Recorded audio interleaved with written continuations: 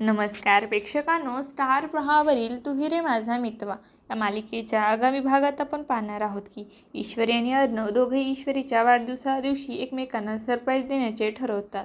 आणि ईश्वरी विचारते, सर तुम्ही उद्या घरी आहात का, तुमच्याकडे काम आहे.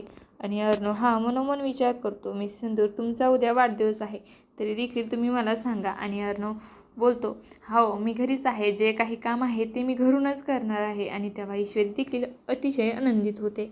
त्यानंतर आपण पाहतो नम्रता ही ईश्वरीला फोन करते आणि ईश्वरीला बोलते, तू जरा जिजूला सांगणार नसेल तर मी स्वतःहून म्हणते, जिजू ईश्वरीला तुम्ही खूप आवडता. आणि तेव्हा ईश्वरी जोरात बोलते, नाही तू काही सांगणार नाहीस. तेव्हा त्या ठिकाणी अर्णव आलेला असतो आणि अर्णव विचारतो, काही सांगणार नाहीस. आणि अर्णवला त्या ठिकाणी पाहिल्यानंतर ईश्वरी ही आपले बोलणे टाळते. त्यानंतर आपण पाहतो ईश्वरी आणि वल्लरी बोलते, मी मंदिरामध्ये जाऊन येते. आणि ती जात असताना त्या ठिकाणी ईश्वरी देखील येते आणि वल्लरी ही अंजलीला बोलते, तू कशाला जात आहेस, घरामध्ये बळजबरीने सोना म्हणून आलेल्या व्यक्ती जातील आणि ते काय, त्यांना काय काम आहे. आणि तेव्हा अंजली ही ईश्वरीला बोलते, ईश्वरी मला तेवढे निर्मूल गोळा करून देशील का. आणि तेव्हा ईश्वरी ही निर्मूल गोळा करण्यासाठी जाते, तर तिला त्या ठिकाणी तिच्या आईचा व अर्णवच्या बाबांचा जुना फोटो दिसतो. आणि तेव्हा मात्र तिला खूप मोठा धक्का बसतो.